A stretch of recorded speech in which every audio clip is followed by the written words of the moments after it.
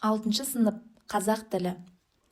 7 аудиомәтін Мысыр пирамидалары.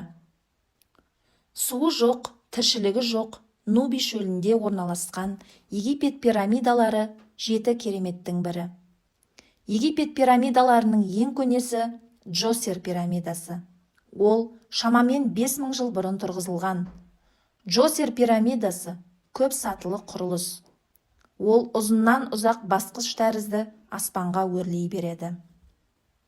Фараон Хеопс өз атын тарихта мәңгі қалдыру үшін Гиза аңғарында өзінің көзінің тірі кезінде ең әйгілі пирамида салғызады. Ол пирамиданы салуға 20 жыл уақыт кеткен. Хеопс немесе Хуфу деп аталатын бұл пирамиданың биіктігі 147 метр, ал орналасқан алаңы 55 000 шаршы метр.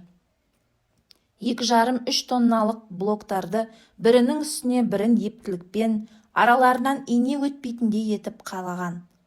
Бұл пирамиданы тұрғызу үшін осындай тас блоктың 2,300,000 данасы пайдаланылған.